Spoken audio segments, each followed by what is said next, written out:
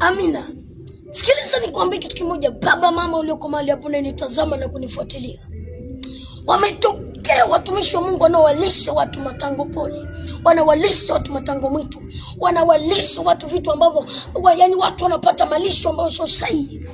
Sikiliza nikwambie kitu kimoja, wanawafundisha watu wanashindwa kuwa na hofu ya Mungu. Wanaruhusu wanawake kuvaa suruali, wanawake wanavaa masuruali, waimba kwaya wamesimama wanaimba pale mbele, huku wana mawazo ya zinaa ndani yao. Wamesimama waimba kwaya wamevaa suruali, wanaume wamekaa kule kwenye vitu wanaanza kumtamani yule mwanamke aliovaa suruali. Sikiliza nikwambie kitu kimoja, wanaruhusu wanawake kuvaa suruali. Yaani mama mchungaji kavaa suruali, halafu anajiita mama mchungaji. Waimbaji kuimba kwaya wamevaa suruali, wamesimama pale. Biblia inasema mwanaume asivae mavazi ya mwanamke na mwanamke asivae mavazi ya mwanaume. Lakini leo mwanaume kuvaa ni kawaida, leo mwanamke kuvaa ni kawaida. Hofu ya Mungu imetoweka makanisani leo, hofu ya Mungu imetoweka kwenye kwa watumishi wa Mungu leo. Zamani mwanamke kuingia kanisani kavaa suruali walikuwa wanaogopa, lakini leo ni kawaida.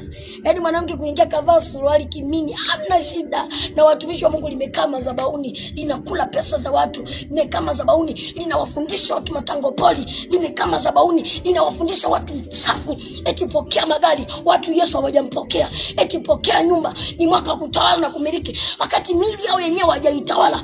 Sikiliza nikwambie kitu kimoja na kufundisha. Leo unaweza kuchukia, kesho utanielewa.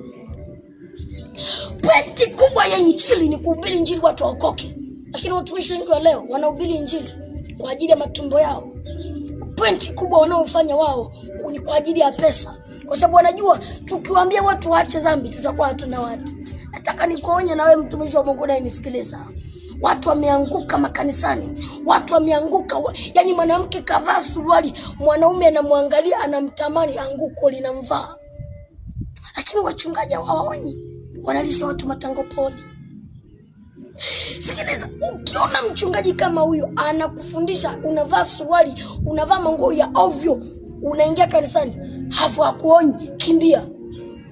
Nenda katafuta wale wachungaji wanaohubiri kweli, wanaochukia anasa, wanaochukia majivuno, wanaochukia uchafu, wanaohubiri injili watu waache uchafu.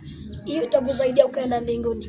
Lakini wale wanaosema hata ukivaa suruali haina shida, ndugu wangu, unapelekwa motoni bila kujua. Kwa sababu gani?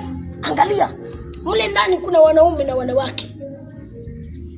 Mle tunaenda kumtafuta Mungu na kufundishwa kumjua Mungu. Wanawake wamevaa suruali, mwanaume anamwangalia. Kwenye kanisa kuna watu wengine wachanga, mwanaume anamwangalia mwanamke.